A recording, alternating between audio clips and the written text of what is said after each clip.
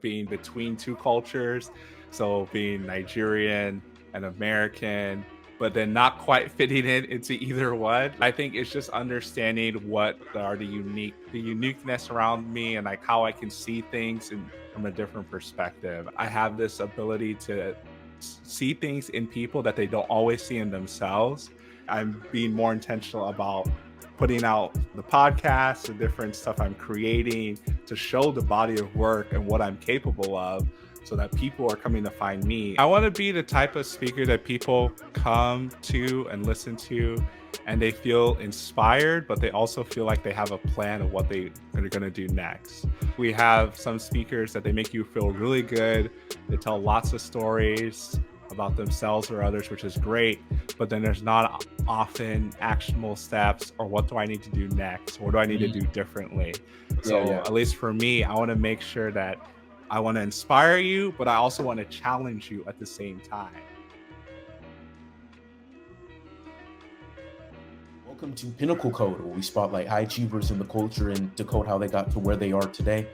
I'm your host, Ben Arthur, excited to be joined this week by Paul Faronbi. He is a chemical engineer, entrepreneur, podcaster, speaker, and coach. So he's a man of many talents, but his whole purpose is all about helping people become the most incredible version of themselves, whether that be through personal development and leadership growth. It's the reasoning behind his nickname, IncrediPaul, which he's built a whole brand and business around. So excited for him to get the opportunity to tell his story with you all. He is someone who came to the US from Nigeria when he was really young. So we discussed that. I think his energy, his positivity will really come through in this episode. For me, like I was just able to connect with him just through our shared experience in the podcast space. Really hoping that you guys can find bits and pieces, gems, game that you can extract from his story and apply into your own. So without any further ado, let's go. I know you were born in Nigeria. You Mhm. moved at some point to the U.S. to Missouri specifically. Uh, how old were you when you moved here?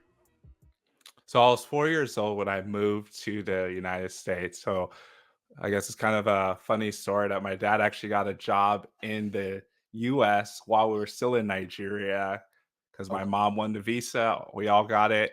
And so before we ever even moved, he already had a job in the US.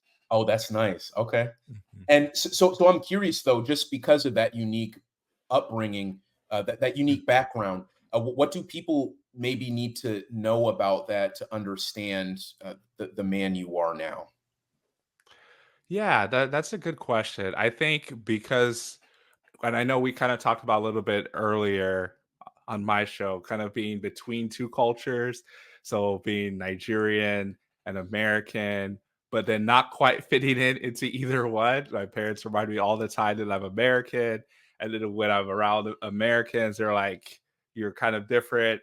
And not always, but I think it's just understanding what are the uniqueness around me and like how I can see things and from a different perspective. I think that's kind of the biggest thing. How have you learned to make that your superpower? I think I've had no choice but to make it my superpower. It was just Yeah. to look at it as something that was like a burden or something that was a superpower. And so I think it was like earlier on in high school that's someone, I think it was my youth pastor said to me that you have this unique ability, like you should lean into that and not feel like you're less than because of it. And so that's stuck with me ever since. So that was probably when I was like 16, 17. So it's stuck with me and just continue to lean into it and try to see things from different perspectives because even when I have a particular perspective on something, I can see the other person's perspective, understand why they're doing it, even though if it's not necessarily something that I would do or how I would approach it. For sure. Yeah, I love that. And as you said, me coming from a somewhat similar background, I wasn't born in Africa. I wasn't born in Ghana, Mhm, but I come from a Ghanaian family, and mhm, just understanding, getting to a point to where like your difference is what why kind of how you're different makes Mhm, you who you are, right? That mhm, your authenticity kind of is your strength, and learning to cultivate that, I think, is so important. Um, Paul, for you though, this mission you have, the mhm. IncrediPaul brand, helping people become the most incredible version of themselves. Uh, where does that mission come from? Does it come from that background specifically, just maybe feeling like you're in between culture or in between cultures, or was it maybe something that happened as you were growing up here in the US? That's a good question. I think it was an evolution. So that wasn't all the first mission I had. I was more so all about professional development and leadership. But then I realized after doing so many different things, being in the industry, and then I would say I'm relatively new to podcasting, started in 2022. So I realized that there's more than one way to help people to Mhm. improve. So even though I really focus on leadership and personal growth, I kept it more broad into like most incredible version of ourselves, mainly because of the play on words from the name of my company and the podcast. But I think it's really because I understand that I have this ability to see things in people that they don't always see in themselves, and to encourage them and to inspire. And so I've leaned into that, and like I focus on young professionals because that's the thing you're supposed to do when you're in a business, like find a niche, focus on a niche. But Exactly. not to say that I haven't helped people of all ages. And it's funny to me because I'll have people in like their 60s or 50s reaching out to me about stuff. And I'm like, and they'll talk about how wise I am for my age. And I was like, I wasn't even focused on reaching out to you, but just out of just walking my purpose, it just happened. Exactly. Yeah, I think, as you said, it's important to maybe have your specific avatar that you target, but it's Mhm. funny how along the way you can impact a bunch of different people. And within that, Paul, you talked about how you found that your gift was finding maybe the strengths in other people, or helping guide people to maybe maximize who they are. What exact, or how exactly have you noticed that that would take shape? Like, when you say that, what do you mean? Like, you would, you have a friend, and you see something and it's like, oh, you kind of have this strength, maybe you should Mhm. do this. How exactly would that show itself? That's a good question. I think it shows itself in little ways sometimes, and when someone is just not sure if they can go for a job. So I also do some career coaching as well, and they're not sure how to showcase themselves. And just from the very nature of I've worked for 4 different Fortune 500 companies already, and now working for a large private company, that I've had to go through the interview process several times, and so I understand what you need to do, and just the nature of talking about yourself is not the easiest thing for people to do. It's not the most natural because growing up we're taught not to talk about ourselves, and then when you're interviewing, that's all you have to do is talk about yourself, Yeah, and then you have to make sure you're not coming off in a way that it seems like you're all arrogant. high and mighty and like egotistical. So it's a balance. I think the other part is people who are on their kind of their entrepreneurial journey in different things, and it's not necessarily specific things that I'm doing because I'm more in the coaching and speaking space. So some people who are doing stuff in the real estate space or more the creative space. And what I've noticed is a lot of times people just need a little bit of encouragement to keep going. And because I've seen it, because when I put something out, and I think we've all had a situation, if you're a content creator or a creative in any type of way, that you put in work, put in the hours, put something out there, and then you feel like it falls flat and no one notices it.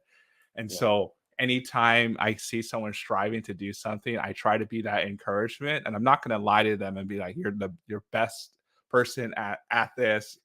But I will tap into something I see that they are doing well so they can keep moving in that direction. Where do you think that part of you comes from? Was it the examples you saw maybe from a parent? Was it always maybe just a part of who you are. When you talk about this knack you've maybe had to being able to help shove people in the right direction, or be that Mhm. light, that encouragement, where do you think that came from? I think a lot of it was innate, but then I saw it modeled in my parents as well, especially my mom. She's a huge encourager. So shout out to you, mom.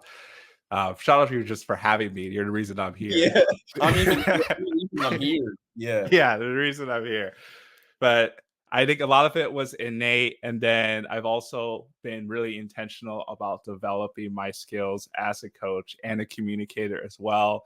So being involved with Maxwell leadership and learning what leadership really is and how to continue to grow, and understanding that success is not a destination, success is in the journey, and to fall in love with the journey. So I think it's kind of 2 parts. I saw it modeled early on in my parents and especially my mom, but then also tapping into what I knew and what I feel like God had revealed to me was my purpose. Paul, you do so many different things. You're a chemical engineer, as I said, Yeah. entrepreneur. You're a coach. You're a speaker. We didn't even talk about your newsletter, which I believe is a bi-weekly deal.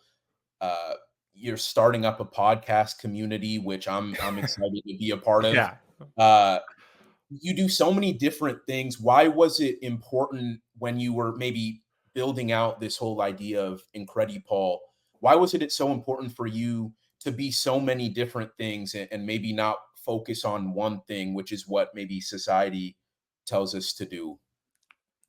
Yeah, I think part of it is it's I would say I didn't start off doing all those things at once. And I also go through phases where I put some things in the backseat and I focus on all those on something else. So Mhm. yes, I've done all those things, and but then I kind of shift to what I really want to do in the moment. And so in the last couple of years, I've been more focused on podcasting and still coaching, but not putting it as in the forefront as I did in the past, and then do more speaking stuff because the podcasting is a lot more flexibility. Mhm. And then the speaking, like when it comes, I get to do that maybe like 5, 6 times a year, whether in person, and then other times I get to do that virtually as well. So I guess to answer your question, maybe it's just because I couldn't decide. Maybe that's the thing, is that I enjoy doing all of these things. And yeah, they tell you to niche down. And the thing is, like we mentioned all of those things, we haven't even mentioned the fact that I also have a nonprofit. That's right. Uh yeah. But so the fortunate thing about that is, at least for a nonprofit, I have a team of people that help. Incredible stuff is, for the most part, has been solo. I mean, I have people that help with editing, and mostly with the editing of the podcast now, but for the longest time it was just me doing everything. So maybe it's just indecision, but it's just things that I'm passionate about, and really understanding that with the podcast, it's a way that even people who will never be able to come to a conference or come to a virtual gathering can come across the work I'm doing either through video on YouTube or streaming services wherever they listen to podcasts. So that's the main reason why I continue to tap into the podcast. I feel like that's something that that's a way for people to get access to what some of the knowledge I share without having to pay for it. For sure. You kind of joke about that maybe being the whole indecisiveness of it all, doing a whole bunch of things, but I think it's important, and we maybe touched on this a little bit on your show, but I think it's important to not always box ourselves in. We Mhm, have different outlets, and while you are doing a whole bunch of different things, you do know what your mission is. So all of it mhm. stems from one source, right? It may Yeah. branch into a whole bunch of different things, but it's not random, right? No, it's not. It's still you know what IncrediPaul is and what that Mhm, represents, but mhm, within that, Paul, like when you do know there are particular seasons for maybe each thing, whether it's the speaking one time or the podcasting, that phase that you're in now, how do you make sure you're maximizing yourself within each of those dimensions when you're in that particular season? That is probably one of the best questions I've ever had, to be honest. No, Well, no pressure. yeah. Uh, but I think so. At the end of the day, like I'm really focused on personal growth, getting 1% better every day. James Clear said it best in Atomic Habits. So what I understand is the podcast for me is something that's always, I think, at least for the foreseeable future, is always going to be there because that's at the lowest level. It's there's no barrier to entry. People can stumble upon it, and it also allows me to showcase what I'm about on video and audio. So that I think that's there. So at one point I actually was almost doing two different podcasts Oh, because wow. I had yeah, kind of because I was doing actually it really was because it was incredible leadership and then it had 6 minute Saturdays, which are only 6 minute episodes. And those were Mm, solo episodes on a particular topic. But I realized that yes, it was fun to do that, but it didn't really fit into the what I was trying to do long term. It was just something mm, fun to do. So I was like, I'm gonna stop doing that. I'm gonna focus hard on IncrediPaul leadership. And I'm gonna lean more into seeing what the speaking opportunities look like. So I've been doing more speaking this year and I have some stuff coming up next month. So between those two things are the main thing, and then the nonprofit stuff is really where I get to practice my leadership because mm, I'm all about leadership, and then I work in industry as a R&D process engineer, which I get to do it there too. But with the nonprofit, I get to lead a team of people who I want to make sure that they feel empowered and they're getting the experiences that they want. So it's I get to live in 2 different worlds, so it's exciting for me because even though I live in the kind of the STEM world on the industry side, a lot of people that I work with on the nonprofit side are in academia. So, uh, like my VP and I'm around people who have PhDs all the time. So it's funny, like, when I'll go into that realm, they just assume I have a PhD from the work that I'm doing with other people who have PhDs.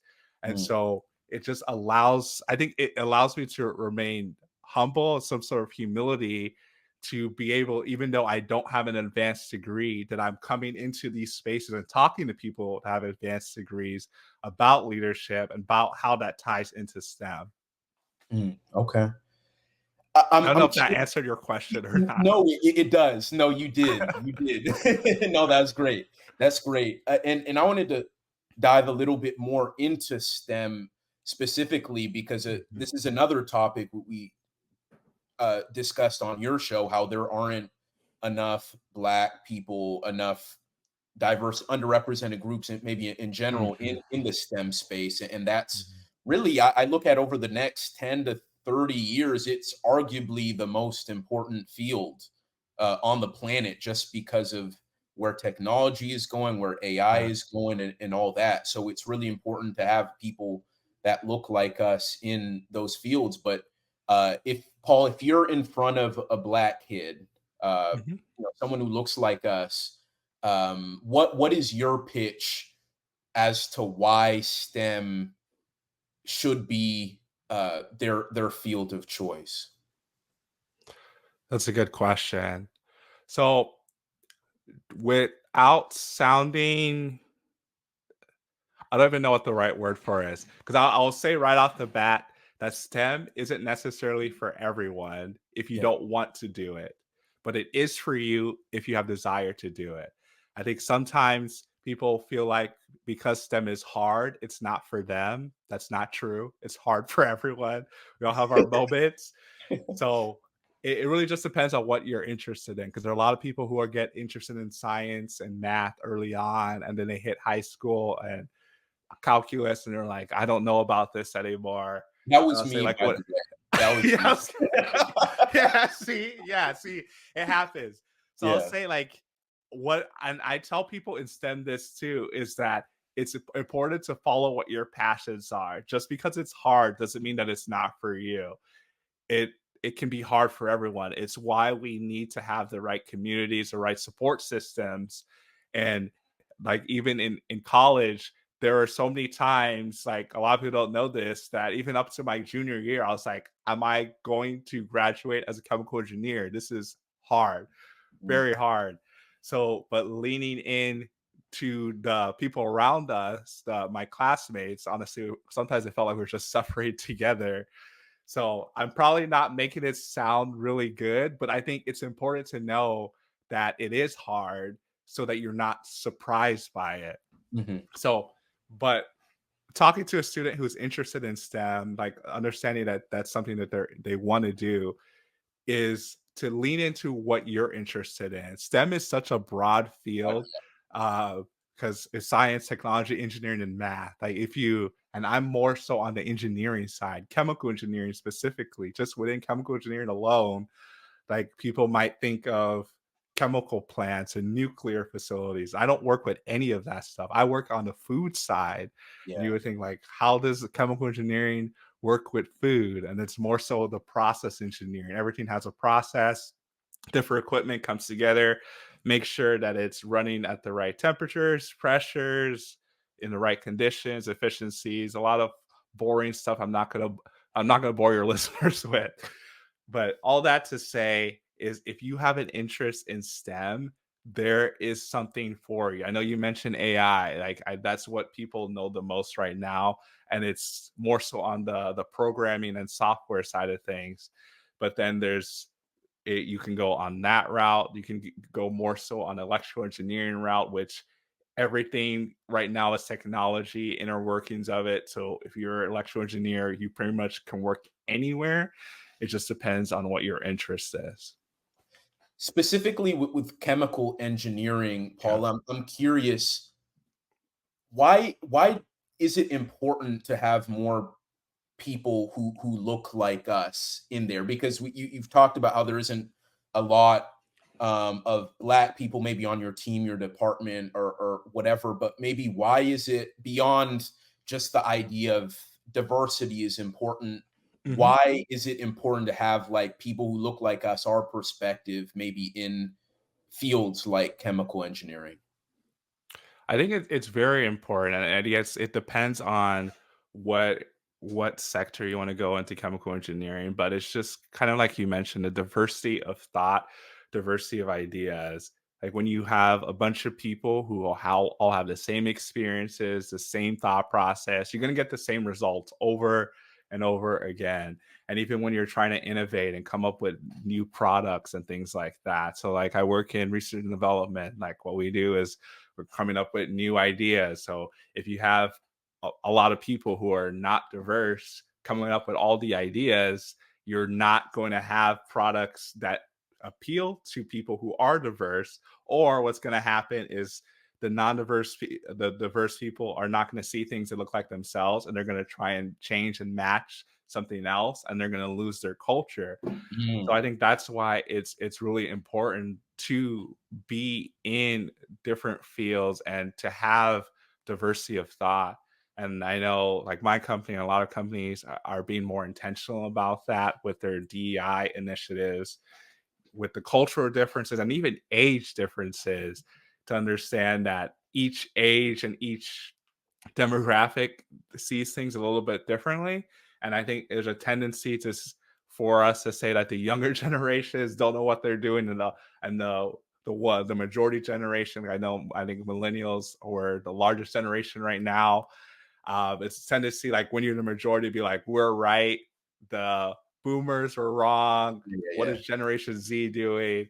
But the funny thing is, like that always happens, and just to not get caught up in the cycle and take like, okay, this is what the boomers were doing. That was good. I'm going to take that. This is what we're doing as millennials. That's good. This is what Generation Z is doing, and not to get caught up in just being the majority and having that diversity of thought, whether it's on the cultural differences and minority differences or even in age. And that's something as leaders, I think you have to be really intentional about. As we've Paul, as we've seen across industries, cutbacks in DE and I initiatives, Mhm. uh, or specifically, I know the the word equity, the E part, has been Mm. like a big trigger word for Yeah. people who didn't like the whole concept in the first place, and Yeah. so people are trying to distance themselves from that. I'm wondering how all that has maybe affected your field of chemical engineering or engineering more broadly. Have you seen that already impact kind of maybe the number or the quality of Black, other underrepresented groups getting opportunities in your field? I haven't seen it directly yet, and to be honest, it's something that I had some of the stuff I'm doing with my nonprofit is we're working on a partnership Mm, with the National Science Foundation that has a grant to help people who are underrepresented. And so with all these different changes and policies, actually the work we're doing now is actually more important than ever because even though we're partnering with them, we're an independent agency. So we're or independent nonprofit. So we can tap into and continue this work. So I think there's a danger in when you don't understand something, thinking that it's wrong or it's not working. And so one of the things that we're doing is we're able to come across some data and work from what this grant had already done for the last 30 years. And so we're getting ready to actually, like my VP's taking the lead on this for now. I'm getting ready to publish a paper that mm, shows how effective this program has been, specifically in producing PhDs, minority PhDs. And mm. so I'm gonna be conservative with the number because I don't want to say it wrong and it's Yeah, yeah, not I out get yet. you. Yeah, But yeah, yeah. I would say like on some of the stuff on the physical sciences PhDs, we're seeing that close to like 10% of the minority, it's over 10% of the minority PhDs in the United States ever were that came from this particular program just in the last 30 years. Jeez. So it Oh my yeah. God. So it's showing that how important the work has been done and why it's important to continue doing it. So we're not talking about just the 30 years, we're just talking about ever as far as Mm, what has been published. And even that whole what we've been analyzing had about over 1,000 different alumni who had gone through. So that just tells you how limited the number of Black PhDs or really minority PhDs in general. mm. So, and that's just one part of it. And there's a whole other part of it. It's just STEM as a whole, like just the number of minorities in STEM. It's just a fraction of a fraction. To pivot a little bit, Paul, and I want to go a little bit back to your upbringing because you Mhm. are from Nigeria Yeah. originally, and I'm interested to see if this may have impacted how you looked at growing up in the U.S. But um, I'm curious, growing up in Missouri, who were the non-parental figures you were able to look up to, role models that looked like you outside of sports and entertainment? Ooh, that's a good question. In Missouri, non-parental. Honestly, I don't think I had anyone that looked like me that I could look up to as far as like what I wanted to do. I did Mm, have a mentor, at least not in Missouri. It was really when I went to college that I had someone because that I could look up to. That I got connected like after my sophomore year of of college, and that he was working in industry. I forget where he was working at the time, but in manufacturing. But he also was doing a lot of speaking stuff on the side. He was putting stuff on YouTube, putting videos. He was doing like a professional development call every week. At one point, we are going to start a podcast. And that was like my first introduction to even the podcast process. But then I didn't even start my own podcast. It's like 3 4 years later. So yeah, it's interesting reflecting on it. I didn't really have anyone that looked like me that I can think of until I got to college. mm. I think that's so interesting because so many of the people I talk to have the exact same response as you. Mhm. Like people, like as soon as I say outside of sports and entertainment, it's like like I can't think of anyone. Yeah, It's no. so sad, but I Yeah. think it's a reality. So I'm curious, how did that impact you, if at all?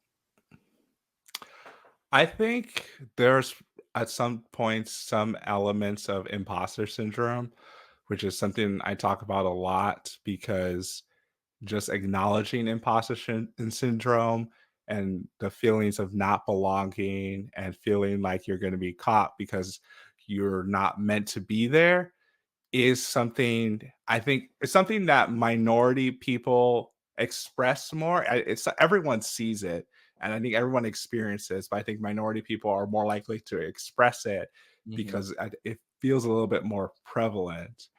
So I think just being intentional about building community or seeking out communities. So, like for myself in college, it was the National Society of Black Engineers. I got involved with them.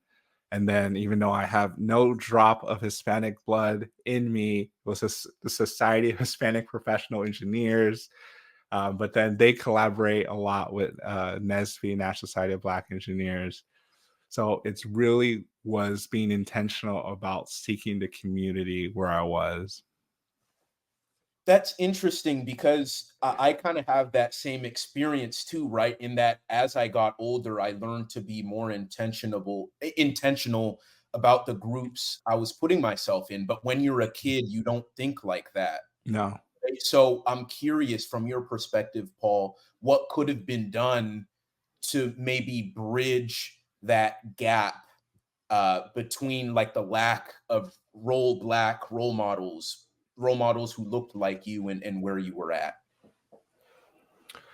I think probably some stuff could have been done in high schools or middle schools to have people come to speak. I know there's like different career days or people come to speak, but I don't know. It's tough to say because I I feel like a lot of that stuff it just depends on where people are growing up and what they see and what the family values Hmm. because I think a lot of times it can be either or. It's like the whole nature nurture debate versus like what the family dynamic is or what you're seeing in school. Because there's plenty of examples of people who did not grow up in great environments going on to do a lot of great things. Of But then you course. have the flip side of people who are in the best environments, have all the resources and don't tap into it.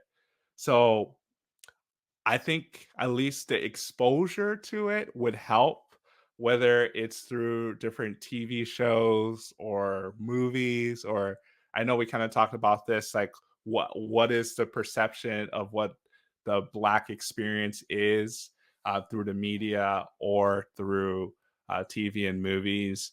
Because, like you said, like a lot of people think it's just if you're an entertainer or an athlete, that's all you can be as a black person, but it's so much more than that. Yeah, absolutely. Yeah, just wanted to hear your kind of perspective on that, and ultimately, it does just go back to that exposure part, right? Like seeing those people like in the flesh, right? Mhm, And the example you provided just in terms of like seeing like for those career days, seeing people who looked like us, like as lawyers, mhm, doctors coming to our classrooms, mhm, that's so important.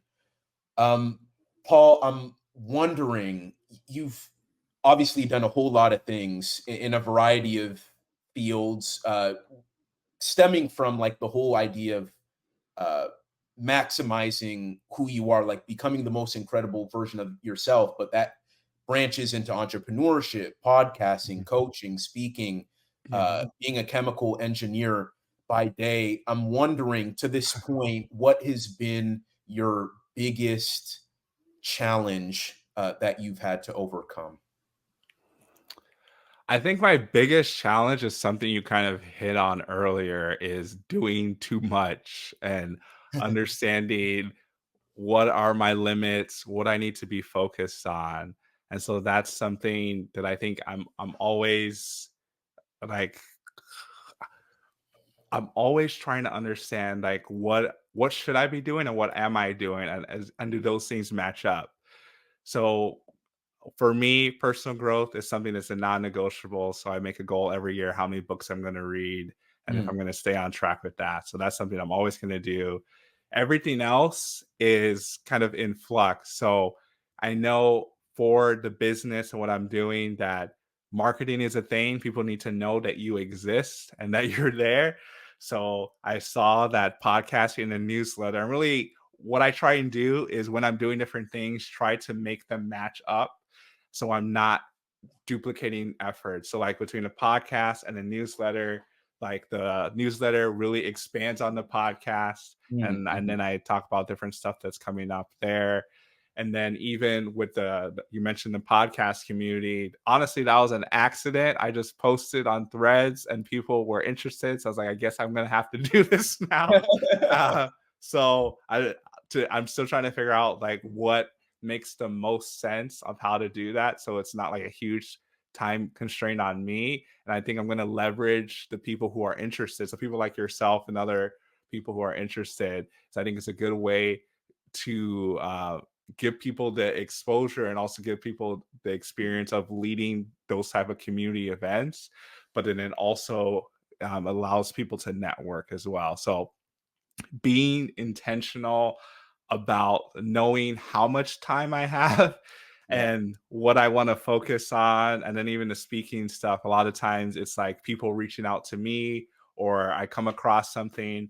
I'm not as intentional about seeking stuff out because honestly, my long term goal is to be a sought after speaker. Like I don't want to have to ever Mm. like put in a proposal or anything. Like I'm denying stuff because I don't have the time. And so that's why I'm being more intentional about putting out the podcast, the different stuff I'm creating to show the body of work and what I'm capable of so that people are coming to find me. I'm not trying to find them to show them and speak to them. What kind of speaker do you want to become? Like, what's your North Star in terms of that goal? Like kind of speaker or like how often I speak or a little of Yeah, both. the kind of speaker you want to be, because me and the listeners at this point have an idea of kind of what you stand for, Mhm, just in terms of personal growth, uh, leadership development, all those things. mhm, But when you look at that finished product, so to speak, of the mhm. kind of speaker you want to be, what does that look like to Paul Faronbi? Yeah, for me, I want to be the type of speaker that people come to and listen to, and they feel inspired, but they also feel like they have a plan of what are going to do next. Because I think we have some speakers that they make you feel really good. They tell lots of stories about themselves or others, which is great. But then there's not often actionable steps or what do I need to do next? What do I need to Mhm. do differently? Yeah, So, yeah. at least for me, I want to make sure that I want to inspire you, but I also want to challenge you at the same time. Like, yes, you have a leadership role, you have a leadership position, but have you taken the time to understand and create a vision and understand how are your people buying into that vision? What are the steps you need to take, succession planning, whatever it is, but and it looks different to different people and like whoever I'm talking to. So if I'm talking to college students or grad students versus talking to professionals, it looks a little bit different. But that's where some of the stuff about my training as a coach is coaching is unlocking the potential that's already inside of you. A good coach is not trying to impart what they have done onto you. They're trying to understand what you want to do and unlock that and then hold you accountable to it. So that's what I want to do in my speaking as well. It's beautiful. Paul, where can people go to tap in with you to learn more about the IncrediPaul brand and everything that you have going on online or on social media? Yeah, so the easiest way is probably incredipaul.org, INCREDI Paul, because I love puns, incredipaul.org. Yeah. And then on all social media, it's the letter I, the letter M, Incredipaul. So whether that's X, well, I'm really, really on X, but if you catch me on there, you can find me on X, on Threads, Instagram, TikTok, and then YouTube, IncrediPaul. If you search IncrediPaul, I should come up. I know there's another Incredible I stumbled across that's in Switzerland Oh that no. yeah, yeah, yeah. I had stumbled across him fairly early on, but he does more stuff in a creative space Got and it. like Got it. designs. So I've thought about like collaborating with him because I think it would be really cool to have an IncrediPaul created by IncrediPaul. So Yeah, that yeah, might yeah. happen in the future. Hey, the But IncrediPaul collab we didn't know we needed. That's crazy. exactly. So that might happen in the future. But if you search IncrediPaul and you don't see my face or you don't see stuff about leadership or STEM, you're probably on the wrong page. But I think just from the sheer number of stuff I've been putting out, like most of my stuff comes up first. So you search IncrediPaul. Terrific. Yeah, for all you listening, all that will be in the show notes. So please be sure to check him out. His coaching program, his podcast. He's doing great work. I've had the chance to listen to a couple of his episodes. So it's definitely a must listen to. Paul, last one for you. This is something I ask all my guests at the end. What is one thing you believe people can do more of to get one step closer to maximizing their personal potential to reaching their pinnacle? I think the one thing you can do is to find something you can be consistent at. So the difference between successful people and unsuccessful people is that successful people are more consistent. And it's not that they're doing different things, they're just doing those things repeatedly. So it depends on what you're trying to do. If you're trying to speak or podcast, record podcasts, reach out to podcasters. If you're trying to, I know everyone's trying to lose weight or stuff, like figure out what you can do, whether it's going on a walk every day, like one meal that's healthier, just whatever it is, just one thing you can be consistent at, focus on that. And then once you get in the habit, then you can build on more things. Everyone, this has been another episode of Pinnacle Code. A big shout out to Paul for coming on, and you guys, all you listening across platforms, YouTube, Spotify, Apple Podcasts. Appreciate the support as always, and please be sure to share, subscribe, tell a friend, a family member, and again, the support really means a lot. And you guys know the deal. Next week, 5 p.m. Central Time on Wednesday, I will be back. So until then, I'll see you guys soon. Peace out.